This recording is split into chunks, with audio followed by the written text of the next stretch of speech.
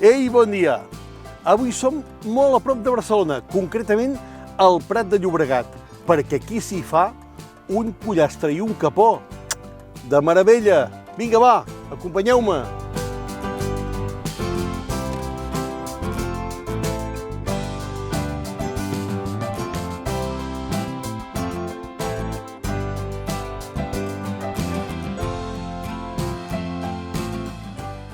Bon dia, què tal? Bon dia, Pep. Com anem, Ponce? Molt bé, i tu? Escolta'm, aquí crieu els millors pollastres i capons del Prat. I tant. Alguna cosa tenen de bo, no? Jo crec que sí.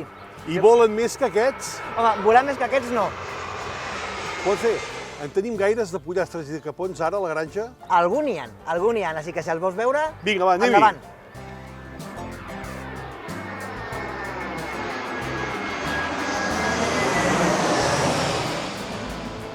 Doncs vinga, va, anem a veure aquests pollastres. Però abans, com sabeu, hi ha unes mesures de seguretat.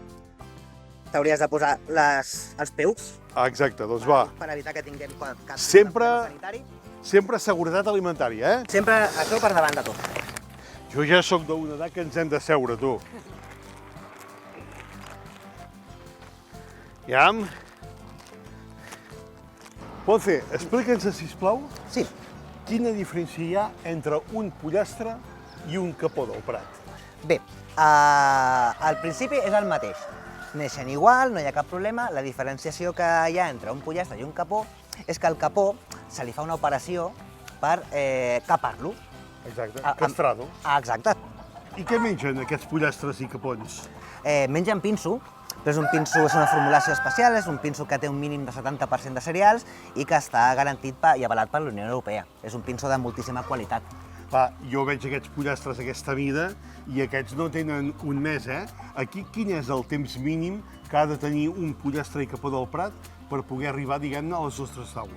Bé, segons ens marca la IGP, l'edat de sacrifici són 77 dies, però nosaltres sempre els deixem més temps, perquè agafin més cos, més volum i que sigui aquest pollastre que realment tothom vol. Que sigui tan vistós i sigui tan guapo una vegada posat a taula. Escolta, jo abans de venir aquí he anat al mercat, que hi teniu la botiga, i he agafat un parell de pits de pollastre del Prat d'aquest tan fantàstic. Què et sembla si mentre tu acabes de donar el menjar, jo vaig a cuinar una mica i tastem una recepta molt pim-pam que he preparat? Perfecte, em sembla genial. Doncs va, anem-hi. Som-hi.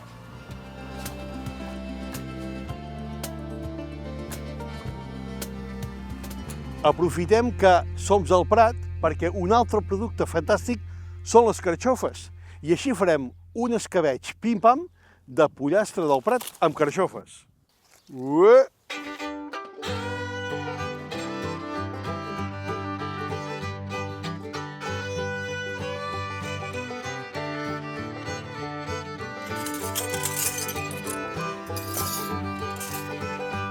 Posem la cassola al foc.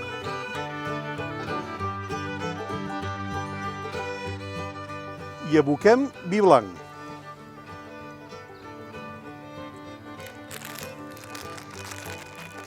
I tirem els bolets secs. Mentre bullen els bolets, netegem les carxofes.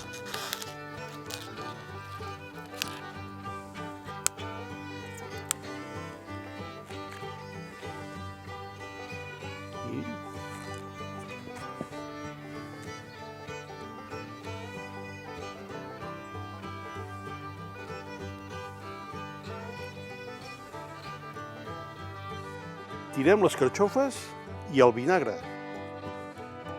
i deixem coure 5 minutets. La cresta cap a la cassola. Tallarem el pit de pollastre a uns talls relativament grans.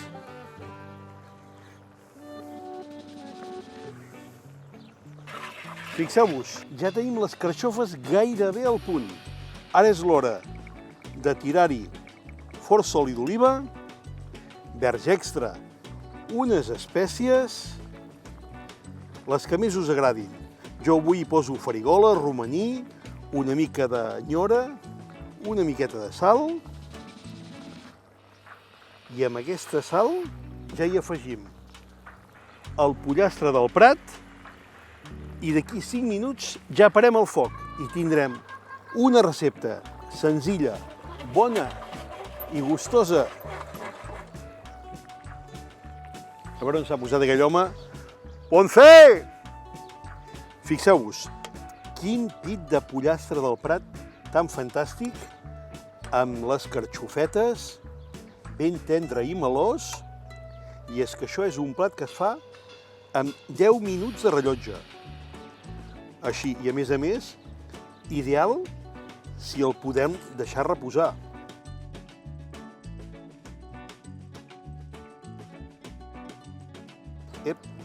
I no ens deixem la cresta identificativa del pollastre del plat de pota blava. Ei, Pep! Ei! Molt bé, mira, fixa't, quin pollastre del Prat amb carxofes. Ja l'estava tallant, eh? Té una pinta espectacular i segurament ells no ho notaran, però fa una olor que ja em saliva a la boca. Mira, va, per tu. Va per mi. I jo amb les pinces. Espectacular. Posi carxofa. Mira, em cauen les ulleres i tot. Oh, quin goig, tu. Ja ho veieu. És que amb un bon producte i unes bones mans es fa meravelles. Quina sort tenen el Prat de tenir-vos aquí, eh? Jo crec que sí. Nosaltres anem menjant i vosaltres fixeu-vos amb la recepta senzilla i bona.